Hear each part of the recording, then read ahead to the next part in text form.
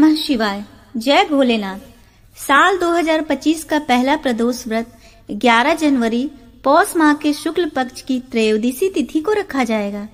यह विशेष व्रत शनिवार को पड़ने की वजह से ये शनि प्रदोष व्रत कहलाता है। मान्यता है कि इस व्रत को श्रद्धा और विधि पूर्वक करने से भगवान शिव का आशीर्वाद प्राप्त होता है और हमारे जीवन की समस्याएं दूर होती है। इस व्रत को करने से संतान सुख की प्राप्ति होती है। जो लोग संतान प्राप्ति की इच्छा रखते हैं उन्हें यह व्रत अवश्य करना चाहिए। इस बार शनि प्रदोष व्रत पर 4 शुभ योग का निर्माण हो रहा है, जो इस दिन को और भी विशेष बना रहा है। शनि प्रदोष व्रत के दिन माता पार्वती और भगवान शिव जी की पूजा के साथ साथ शनि देव जी की पूजा करने से भक्तों की सभी मनोकामनाएं पूर्ण हो जाती है। आज की इस वीडियो में मैं आपको सुनाने जा रही हूँ शनि प्रदोष व्रत की बड़ी ही दुर्लभ कथा। तो आप सभी भक्तजन इन कथाओं को बड़ी ही श्रद्धा और प्रसन्नचित्त मन से सुनिए। प्रेम से बोलिए भगवान शंकर की जय, माता पार्वती की जय। पौराणिक कथा के अनुसार प्राचीन समय में एक नगर में रहने वाला एक सेठ बड़ा ही धनवान था। उसके पास धन दौलत ऐश्वर्य की कोई कमी नहीं थी।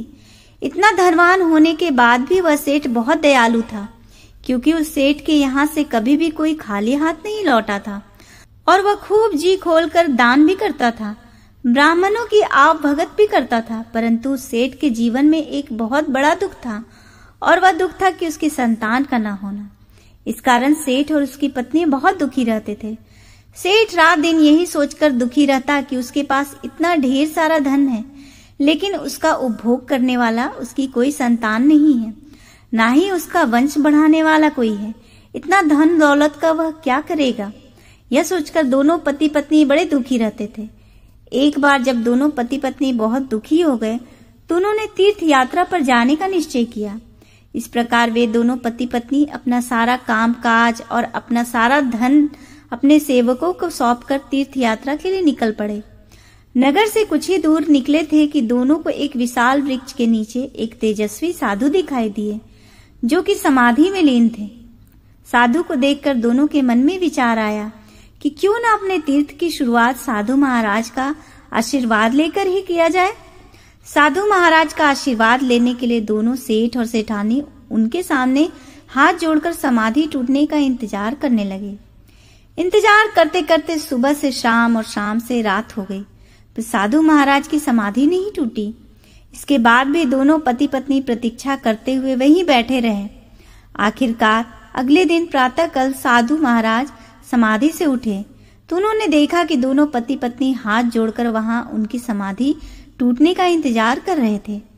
इसके बाद वे साधु महाराज कहने लगे कि मैं तुम्हारे अंतर्मन की कथा जान गया हूँ वत्स। मैं तुम्हारे धैर्य और भक्ति भाव से अत्यंत प्रसन्न हूँ।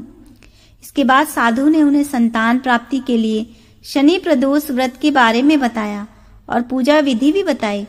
साधु महाराज ने सेठ और सेठानी से कहा कि इस व्रत को तुम पति पत्नी मिलकर श्रद्धा और भक्ति भाव के साथ करो और सभी नियमों का पालन कर भगवान शिव और पूरे शिव परिवार की पूजा करो। साथ ही शनि देव की पूजा भी करना। इस व्रत के प्रभाव से तुम्हें संतान सुख अवश्य प्राप्त होगा। साधु महाराज के ऐसे वचनों को सुनकर सेठ सेठानी के मन का दुख कुछ कम हुआ। वे बड़े प्रसन्न होकर उनका आशीर्वाद लेकर तीर्थ यात्रा पर निकल पड़े। जब तीर्थ यात्रा पूर्ण हुई तो दोनों अपने घर लौटे। फिर उन्होंने साधु महाराज के कहे अनुसार शनि प्रदोष व्रत का पालन किया। इस व्रत के प्रभाव से सेठ जी के घर एक सुंदर बालक ने जन्म लिया। इस तरह जो भी भक्त नियम पूर्वक श्रद्धा और पूजा पाठ करता है और शनि प्रदोष व्रत के नियमों का पालन करता है, शनि देव और भगवान शिव उनकी सभी मनोकामनाएं पूर्ण करते हैं, उनके जीवन के सभी दुख दूर करते हैं। बोलिए शंकर भगवान की जय, शनिदेव महाराज की जय। अब आप सुनिए भगवान शिव की कथा। वाचकल नामक गांव में बिंदुक नाम का एक ब्राह्मण रहता था। वह अधर्मी, दुरात्मा एवं महापापी था। उसकी स्त्री बहुत सुंदर थी। उसका नाम चंचुला था। वह सदा उत्तम धर्म का पालन करती थी, परंतु बिंदुक वैश्यागामी था। इस तरह कुकर्म करते हुए बहुत समय व्यतीत हो गया। उसकी स्त्री काम से पीड़ित होने पर भी स्वधर्म नाश के भय से क्लेश सहकर भी काफी समय तक धर्म भ्रष्ट नहीं हुई। परंतु आगे चलकर वह भी अपने दुराचारी पति के आचरण से प्रभावित होकर दुराचारिणी और अपने धर्म से विमुख हो गई। इस तरह दुराचार में डूबे हुए उन पति पत्नी का बहुत सा समय व्यर्थ बीत गया। वैश्यागामी दूषित बुद्धि वाला वह दुष्ट ब्राह्मण बिंदु समय अनुसार मृत्यु को प्राप्त हो नरक में चला गया। बहुत दिनों तक नरक के दुखों को भोग कर वह मूढ़ बुद्धि पापी विंध्य पर्वत पर भयंकर पिशाच हुआ। इधर उस दुराचारी बिंदु के मर जाने पर वह चंचुला नामक स्त्री बहुत समय तक पुत्रों के साथ अपने घर में रहती रही। पति की मृत्यु के बाद वह भी अपने धर्म से गिरकर पर पुरुषों का संग करने लगी थी। सतियां विपत्ति में भी अपने धर्म का पालन करना नहीं छोड़ती। यही तो तप है। तप कठिन तो होता है, लेकिन इसका फल मीठा होता है। विषय इस सत्य को नहीं जानता, इसलिए वह विषयों के विषफल का स्वाद लेते हुए भोग करता है। एक दिन देव योग से किसी पुण्य पर्व के आने पर वह अपने भाई बंधुओं के साथ गोकर्ण क्षेत्र में गई। उसने तीर्थ के जल में स्नान किया एवं बंधुजनों के साथ यत्र तत्र घूमने लगी। घूमते घूमते वह एक देव मंदिर में गई। वहां उसने एक ब्राह्मण के मुख से भगवान शिव की परम पवित्र एवं मंगलकारी कथा सुनी। कथावाचक ब्राह्मण कह रहे थे कि जो स्त्रियां व्यभिचार करती हैं, वे मरने के बाद जब यमलोक जाती हैं, तब यमराज के दूत उन्हें तरह तरह की यंत्रणा देते हैं। वे उसके कामांगों को तप्त लोह दंडों से दागते हैं, तप्त लौह के पुरुष से उसका संसर्ग कराते हैं। ये सारे दंड उतनी वेदना देने वाले होते हैं कि जीव पुकार पुकार कर कहता है कि अब वह ऐसा नहीं करेगा, लेकिन यमदूत उसे छोड़ते नहीं। कर्मों का फल तो सभी को भोगना पड़ता है। देव ऋषि मनुष्य सभी इससे बंधे हुए हैं। ब्राह्मण के मुख से यह वैराग्य बढ़ाने वाली कथा सुनकर चंचुला भय से व्याकुल हो गई। कथा समाप्त होने पर सभी लोग वहां से चले गए। तब कथा बांचने वाले ब्राह्मण देवता से चंचुला ने कहा, हे ब्राह्मण, धर्म को न जानने के कारण मेरे द्वारा बहुत बड़ा दुराचार हुआ है। स्वामी, मेरे ऊपर कृपा कर मेरा उद्धार कीजिए। आपके प्रवचन को सुनकर मुझे इस संसार से वैराग्य हो गया है। मुझ मूढ़ चित्त वाली पापिनी को धिक्कार है। मैं निंदा के योग्य हूँ। मैं बुरे विषयों में फंसकर अपने धर्म से विमुख हो गई थी। कौन मुझ जैसी कुमार्ग में मन लगाने वाली पापिनी का साथ देगा? जब यमदूत मेरे गले में फंदा डालकर मुझे बांध कर ले जाएंगे और नरक में मेरे शरीर के टुकड़े करेंगे, तब मैं कैसे उन महायातनाओं को सहन कर पाऊंगी? मैं सब प्रकार से नष्ट हो गई हूँ, क्योंकि अभी तक मैं हर तरह के पाप में डूबी हुई हूँ। हे ब्राह्मण, आप मेरे गुरु हैं, आप ही मेरे माता पिता हैं। मैं आपकी शरण में आई हूँ। मुझ अबला का अब आप ही उद्धार कीजिए। इस प्रकार विलाप करती हुई चंचुला ब्राह्मण देवता के चरणों में गिर पड़ी। तब ब्राह्मण ने उसे कृपा पूर्वक उठाया और इस प्रकार कहा, नारी, तुम सौभाग्यशाली हो जो भगवान शंकर की कृपा से तुमने वैराग्यपूर्ण शिव पुराण की कथा सुनकर समय से अपनी गलती का एहसास कर लिया है। तुम डरो मत और भगवान शिव की शरण में जाओ। उनकी परम कृपा से तुम्हारे सभी पाप नष्ट हो जाएंगे। मैं तुम्हें भगवान शिव की कथा सहित वह मार्ग बताऊंगा जिसके द्वारा तुम्हें सुख देने वाली उत्तम गति प्राप्त होगी। शिव कथा सुनने से तुम्हारी बुद्धि शुद्ध हो गई है और तुम्हें पश्चाताप हुआ है तथा मन में वैराग्य उत्पन्न हुआ है। पश्चाताप ही पाप करने वाले पापियों के लिए सबसे बड़ा प्रायश्चित है। पश्चाताप ही पापों का शोधक है। इससे ही पापों की शुद्धि होती है। सत्पुरुषों के अनुसार पापों की शुद्धि के लिए प्रायश्चित पश्चाताप से ही संपन्न होता है। जो मनुष्य अपने कुकर्म के लिए पश्चाताप नहीं करता वह उत्तम गति प्राप्त नहीं करता, परंतु जिसे अपने कुकृत्य पर हार्दिक पश्चाताप होता है वह अवश्य उत्तम गति का भागीदार होता है।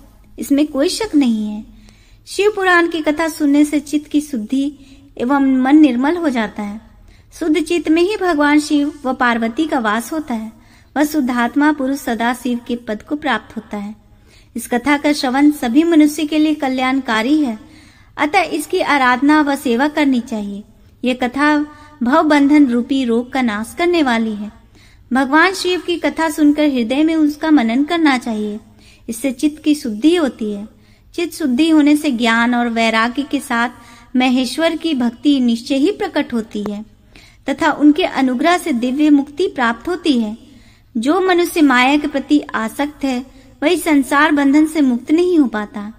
हे ब्राह्मण पत्नी, तुम अन्य विषयों से अपने मन को हटाकर भगवान शंकर की इस परम पावन कथा को सुनो। इससे तुम्हारे चित्त की शुद्धि होगी और तुम्हें मोक्ष की प्राप्ति होगी। जो मनुष्य निर्मल हृदय से भगवान शिव के चरणों का चिंतन करता है, उसकी एक ही जन्म में मुक्ति हो जाती है। यह कहकर वे ब्राह्मण चुप हो गए। उनका हृदय करुणा से भर गया। वे ध्यान में मग्न हो गए। ब्राह्मण का उक्त उपदेश सुनकर चंचुला के नेत्रों में आनंद के आंसू छलक आए।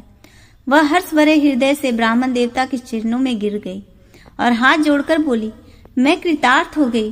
हे ब्राह्मण, शिव भक्तों में श्रेष्ठ स्वामीन, आप धन्य हैं।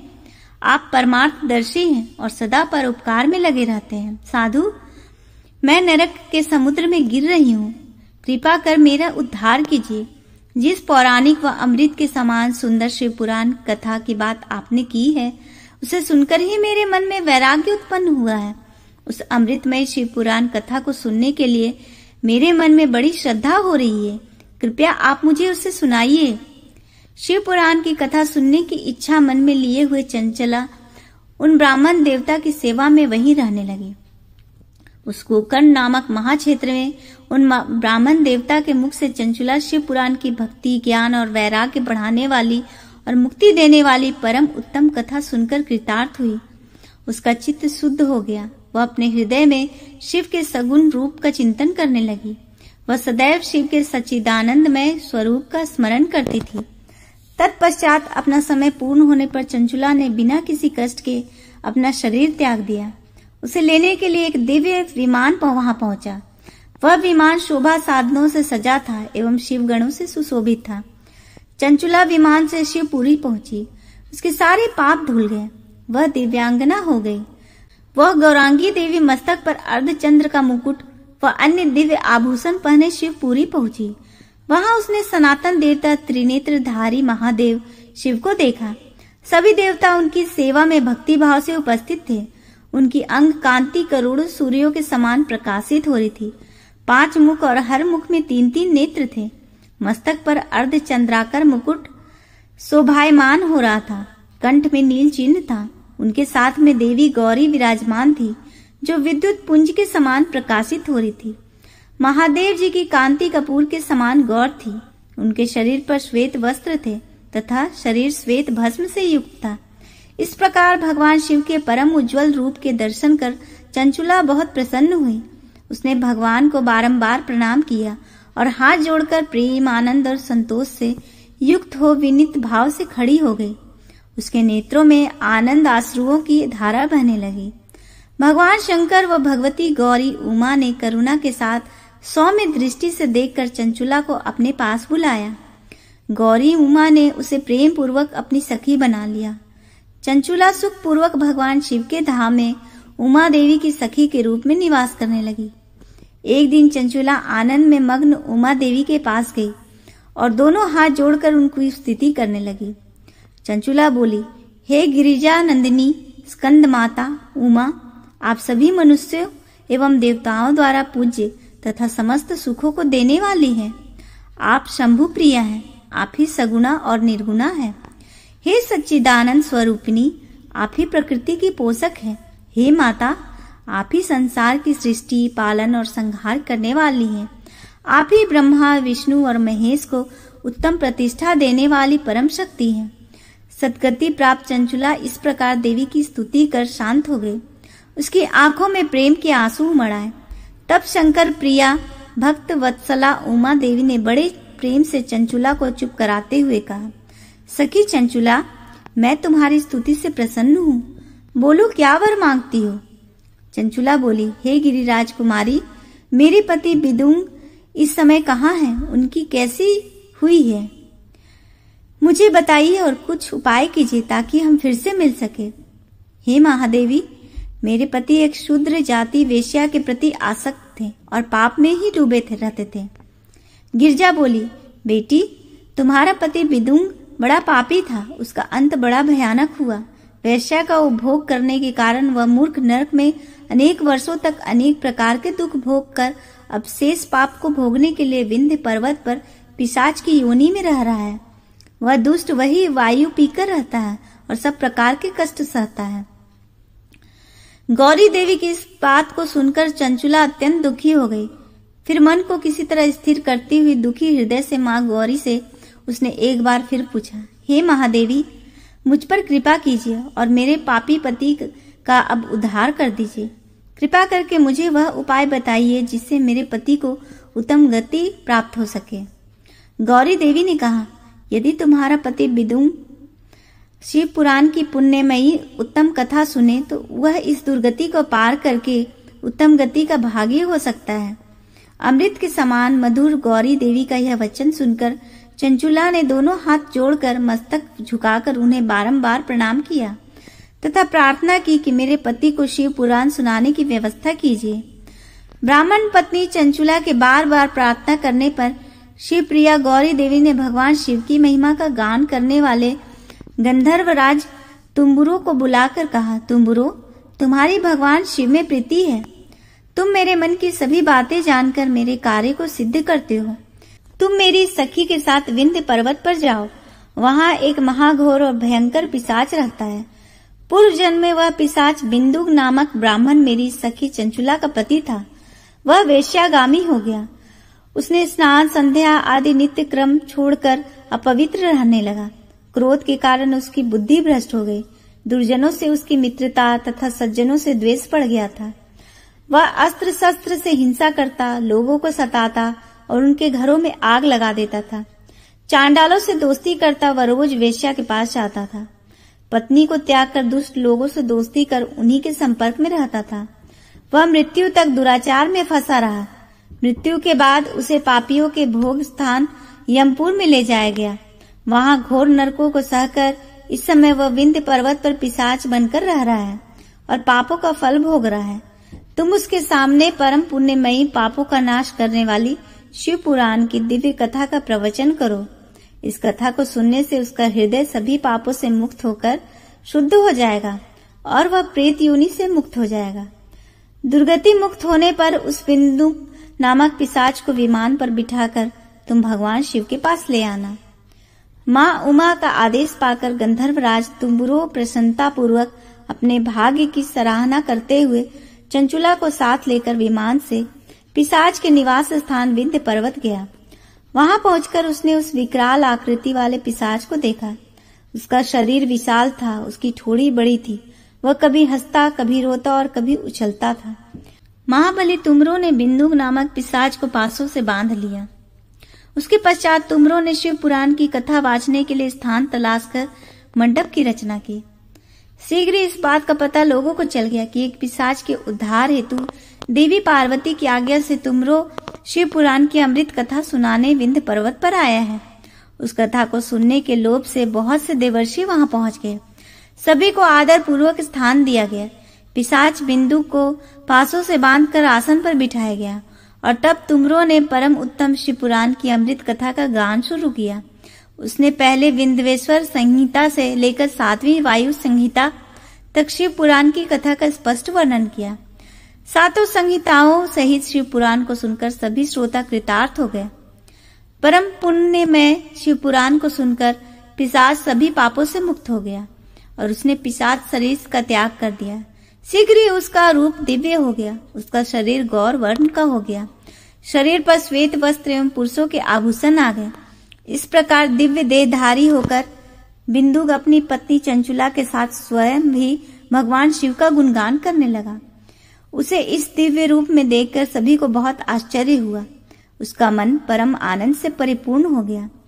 सभी भगवान महेश्वर के अद्भुत चरित्र को सुनकर कृतार्थ हो उनका यशोगान करते हुए अपने अपने धाम को चले गए।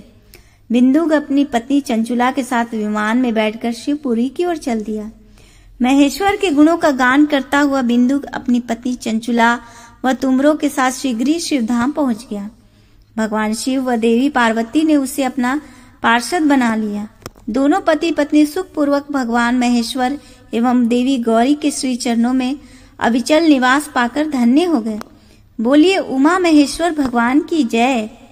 आपको यह कथा पसंद आई हो तो वीडियो को लाइक करें और कमेंट में भोलेनाथ जी और माता पार्वती जी की जय जरूर लिखें।